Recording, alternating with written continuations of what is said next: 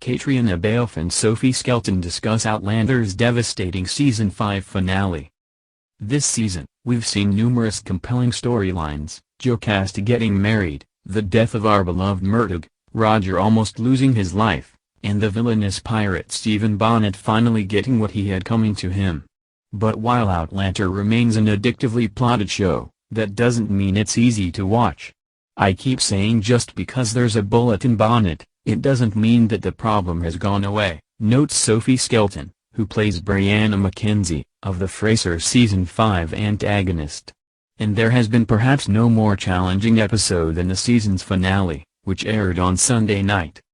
The finale is brutal, Skelton says. I feel bad that we're leaving people in isolation with this ending. In one moment towards the end of the season, we see much suffering and sorrow.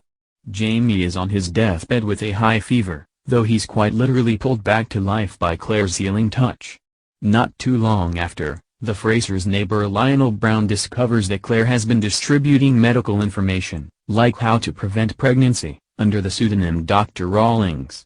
Claire then experiences an extraordinarily cruel fate at the hands of a group of vile men, largely because she's a self-possessed woman operating in a world where women aren't viewed as much more than property, and science isn't to be trusted.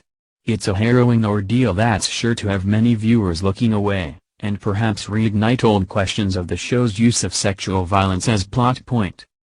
Caitriona Balfe, who plays Claire, acknowledges that there is a lot of sexual violence in Outlander, and notes also that its recurrence in the show is based on how prevalent it likely was in the 1800s. That is something that we have to reckon with as a show. Sexual violence when used as a weapon is still incredibly prevalent today. One of the saddest things about this lockdown is that you're hearing about these soaring rates of sexual violence and abuse, she says. 1 in 4 women will probably experience some kind of sexual assault throughout their lifetime, and that's an insane statistic. I think that it is unfortunate that it's so much a part of our story. But I also think that we try to add something positive to that conversation as much as we possibly can. I feel like what we dealt with in Season 1, showing a male rape, which is rarely ever discussed or shown, that was a brave and bold way to handle that. We try very hard not to empower the rapists. While Claire's ordeal is challenging to watch, viewers know that in our time, ignorant men continue to respond to women in power in dangerous ways. Just take armed anti-lockdown protesters entering the Capitol this week following Governor Gretchen Whitmer's strict stay-at-home mandate. I think selfishness and ignorance sometimes go hand in hand, and you see it with the Browns, and people who are unwilling to think past their own experiences, Balfe says. Lionel Brown is all about what is affecting him at any moment in his life, and Dr. Rawlings has threatened his very selfish comforts.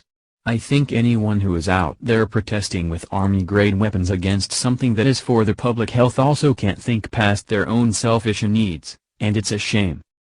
The show deals with the assault in a surprising fashion. We took a big risk with the finale, Balfe says. This is not always the type of scenario that you relish.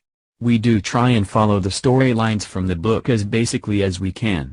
And when they first started talking about bringing this forward, we talked about this idea of not staying with Claire during the rape and going to this other place, a dissociative state. I thought, that's an interesting and slightly educational way that we can approach this, and do something that has a point of view that's empowering and respectful. I love this idea that Claire gets spoken about as being a strong female character. But when people experience things like this, there is no strong way of getting through it. There are many different ways that people respond. I liked the idea that we show Claire not being typical. It's a very difficult thing to go through. Her response to it was unexpected, and I thought the ways we approached it were empowering to the character. After such a trauma, one might wonder why Claire doesn't just return to her own time to recover as much as she can from this atrocity. For Claire, this is home now, Balfe says. And I think for everybody, no matter what happens in your life, there is that small part of you that knows that home is safety.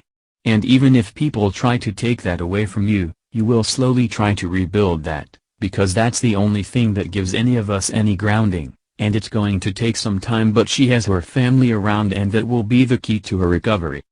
Skelton thinks the finale, while searingly emotional, reflects the realities of processing horrific circumstances, that it may not be linear or predictable. Claire deals with it in a very different way than Brianna, she says, referring back to her character's assault in Season 4. Claire talks about it, while Brianna kept it to herself for a while. Claire wants to tell herself that she's going to be super resilient and fine, and then she has a breakdown.